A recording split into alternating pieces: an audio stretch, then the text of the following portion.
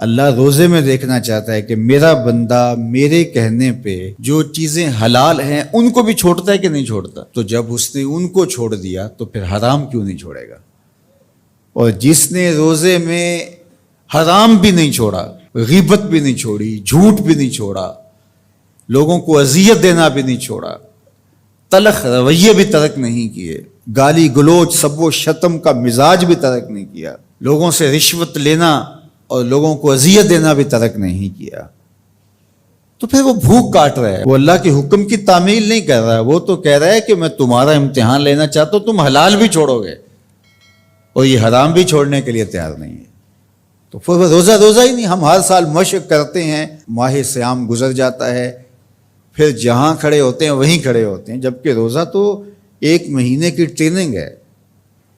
1 مہینے کی ٹریننگ کے بعد ہمارے عیب جھڑ جانے چاہیے، ہمارے گناہ دھل جانے چاہیے، ہمارے اندر کو تقوی کے نور سے مالا مال ہو جانا چاہیے. لیکن ہم نے مشق کی نہیں، ہم کام چور رہے. تو پھر نتیجہ کیا ہوا کہ جہاں کھڑے تھے وہیں رہے.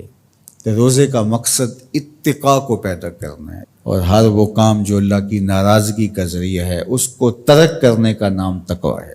اور اگر کوئی ایسا کام سرزد ہو جائے جو اللہ کی ناراضگی کا سبب اور ذریعہ ہے تو فوراً توبہ کی جائے، رجوع کیا جائے، ایسے امور بجا لائے جائیں جو اللہ کی رضا کا سبب اور ذریعہ بن جائیں. حضور نے ارشاد فرمایا، حضرت معاذ بن جبل رضی اللہ تعالی عنہ سے مروی ہے، اتق اللہ حیث ما کنت، تو جہاں بھی رہے اللہ سے ڈرتا رہے، خلوت میں ہو، جلوت میں ہو، گھر میں ہو، مسجد میں ہو، بازار میں ہو، تنہائی میں ہو، ہجوم میں ہو، جہاں بھی تو رہے اللہ سے ڈرتا رہے. وَأَتْبِعِ السَّيِّئَةَ الْحَسَنَةَ، اور اگر تم سے کبھی کوئی گناہ سرزد ہو جائے تو فوراً نیکی کر، تم ہوا وہ نیکی اس گناہ کو مٹا ڈالے گی. وَخَالِقِ النَّاسِ بِخُلُقٍ حَسَنٍ، اور لوگوں کے ساتھ اچھے اخلاق کے ساتھ پیش آنا. تو نیکی کرنے کے بعد، تقوی اختیار کرنے کے بعد، تیسری بات حضور نے جو ارشاد فرمائی، حضور سے بڑا حکیم کون ہو سکتا ہے؟ میرے ماں باپ حضور پہ قربان. یہ ہوتا ہے، تھوڑی نیکیاں کر کے لوگ پھول جاتے ہیں، تھوڑی سی پرہیزگاری اختیار کر لی تو سمجھے کہ ہمارے جیسا زمانے میں کوئی نہیں ہے. کوئی کارنامہ سر انجام دے دیا، کوئی کام ہو گیا تمہارے ہاتھ سے تو تم لوگوں کے ساتھ بدتمیزی کرنے لگ جاؤ. تو یہ تو ہمارا دین نہیں کہتا. تو فرمایا اتق اللہ حیث ما کنت، جہاں بھی رہے ایک تو اللہ سے ڈرتا رہنا، اور دوسری بات ارشاد فرمائی اتبع السیئۃ الحسنہ، جب تم کوئی برائی کر بیٹھو تو اس کے فوری بعد تم نیکی کرو، تم ہوا وہ مٹا ڈالے گی اس کو. لکھتے لکھتے دھبا لگ جائے تو اس کو ریموو کر دیتے ہیں نا.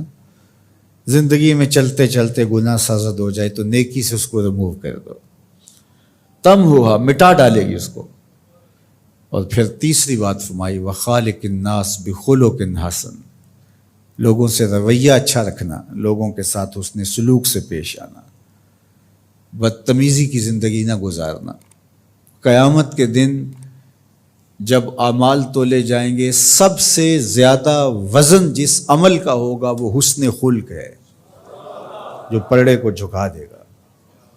تو کبھی اپنے رویوں کو کھردرا نہ ہونے دینا. تو ہمارے رب نے ہمیں تقوی اختیار کرنے کا حکم عطا کیا، اور رمضان المبارک موسم ہے تقوی کے حصول کا. زندگی ثمر بار ہوتی ہے اور تقوی کا پھل لگتا ہے. روزہ تقوی کی نشأت کا ذریعہ ہے. روزہ پیدا کرتا ہے اتقاء، لعلکم تتقون، اس پہ شاہد عادل ہے. تو اس لیے مجھے اور آپ کو جائزہ لینا پڑے گا کہ ان دنوں کے اندر ہمارے اندر کوئی تقوی پیدا ہوا ہے یا نہیں ہوا. میں اپنا جائزہ لوں اور آپ اپنا اپنے اندر ہی جائزہ لیں. ہم نے بھوک کاٹی ہے، پیاس گوارا کی ہے، رات تراویح بھی پڑھتے ہیں، تو کیا کوئی فرق پڑا؟ کوئی اتقاء کا نور نصیب ہوا؟ اگر نصیب ہوا ہے تو پھر مزید کوشش کیجئے بقیہ دنوں میں مزید نور نصیب ہو اور اتقاء کے اجالے حقیقت میں ہم پالیں. اور اگر وہیں کے وہیں کھڑے ہوئے ہیں، کوئی فرق نہیں سوائے بھوک اور پیاس کاٹنے کے، اور یہ ذہنی تاثر کہ ہم روزہ رکھ رہے ہیں، اس کے علاوہ میں کوئی فرق نہیں ہے، ہمارے باطن میں کوئی تبدیلی نہیں آ رہی، تو پھر ہمیں دیکھنا پڑے گا پیچھے مڑ کے کہ ہمارے روزے بے روح اور بے نور کیوں ہیں، ہمیں اس پر توجہ دینی پڑے گی۔